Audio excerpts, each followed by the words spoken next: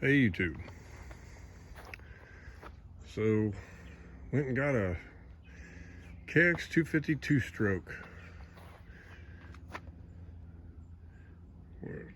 Wouldn't call it a steal, but I guess these things are getting harder and harder to find in this kind of condition. This thing's actually fairly clean.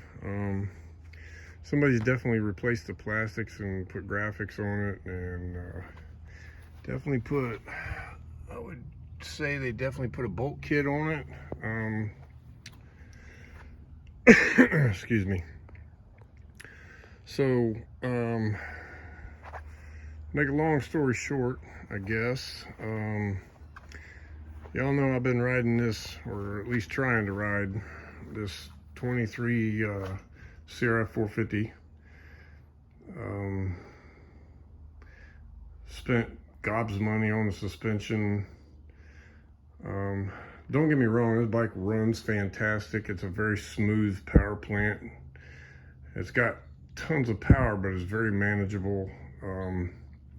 One thing that I can't seem to get a grip on, and I did ride it at East Bend this past Sunday, which is a really tight track, which is more up my alley for what I used to do when I was younger, racing in the fair races in Ohio and stuff, the real short infield tracks. So that's more up my alley. But here I have, and you know, you got a 94.99 I think was the purchase price, and by the time I did the suspension and bought a decent chain and sliders and a few other items for it, you're looking at about an $11,000 bike that doesn't want to turn. It just pushes the front end out from under it.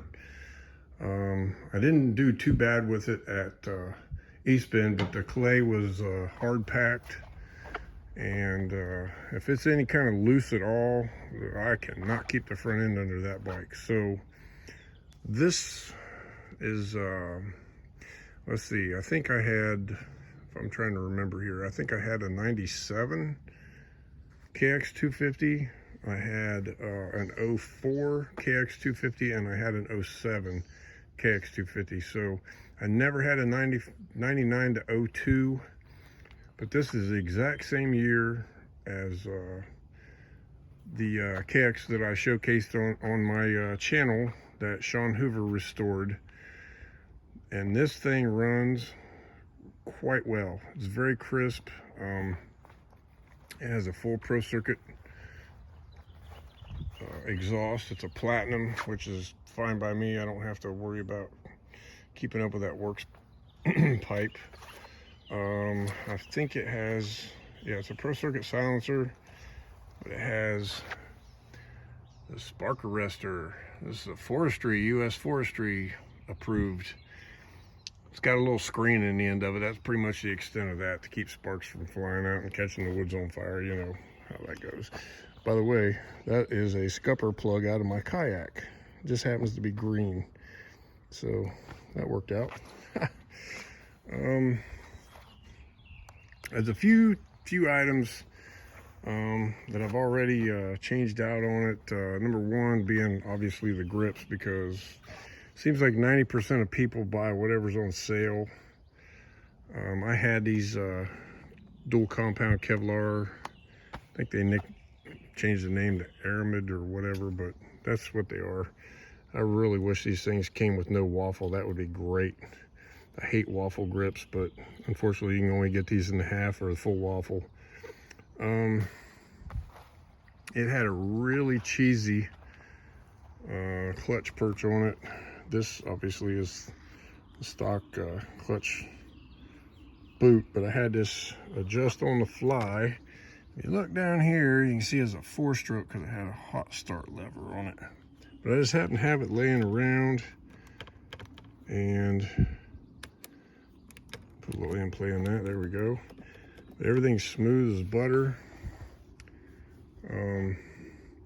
So one of the things that I noticed about this bike, aside from the obvious, me being 200 pounds, This thing is going to be extremely undersprung for me. I think it came with 44s springs in the forks. I don't remember if it was a 5.0 or 5.2 in the back, but I needed like 47s and a 5.4 for my weight. I'm probably not gonna go into getting this thing revalved. I may at some point, but not right away. I think I'm just gonna put some springs in it. I'm gonna rebuild the forks myself. I'm gonna take the shock to my suspension guy so he can recharge it with nitrogen and all that. I don't have the equipment to deal with that mess, so I gotta immediately replace that sprocket. That baby's getting pretty bad. So I'm gonna try to get it out and ride it a little bit this weekend. I'm gonna throw a sprocket on it.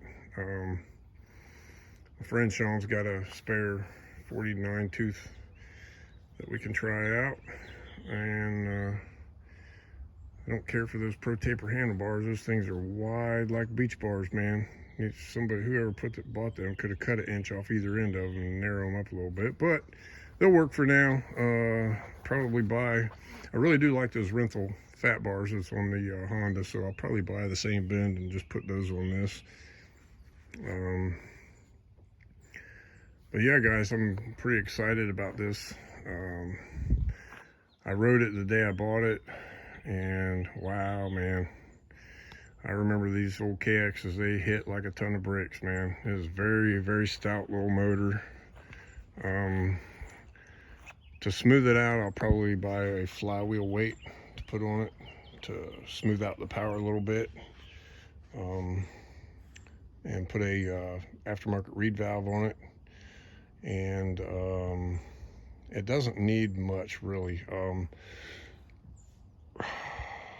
Probably buy a new air filter. The one that's in it was fine. I just cleaned it and re-oiled it, but I'll probably buy a new twin air and put in. I can't even tell what brand that one is. The logo kind of faded in oil or whatever. But the story behind this bike was the guy that bought it, the guy that owned it, rather, unfortunately got cancer and passed away and left it to his friend.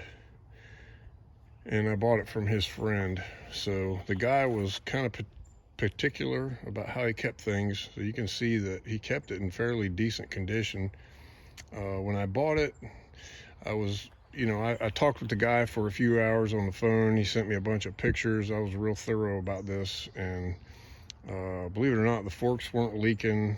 The linkage was a little squeaky when I first sat on it. So I'm going to pull that stuff apart probably tomorrow and grease everything, make sure it's good. And I'm gonna try to get this thing out this weekend and put some laps on it, see how it goes. Because I'll be honest with you, if I have as much fun riding this as I think I am, that old Honda is gonna go up for sale. So again, it's a great bike, but I just can't I can't seem to get the bike to turn for me. I've seen plenty of other guys riding them like it's their job, but for some reason, and it's probably me, but these old wheelbarrow Kawasaki's work great. They need a few things to really make them handle quite well, and one of which is the pull rods on the linkage down there. Down a company, I want to say it's called Kuba Links. Sells a 3mm longer pull rods for like 88 bucks.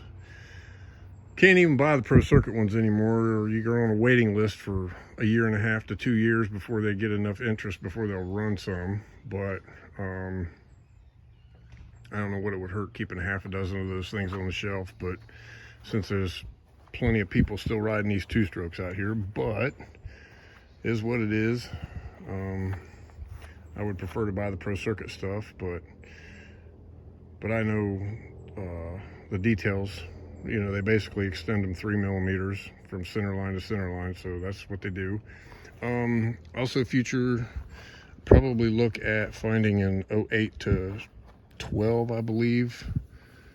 KX250 4-stroke front end.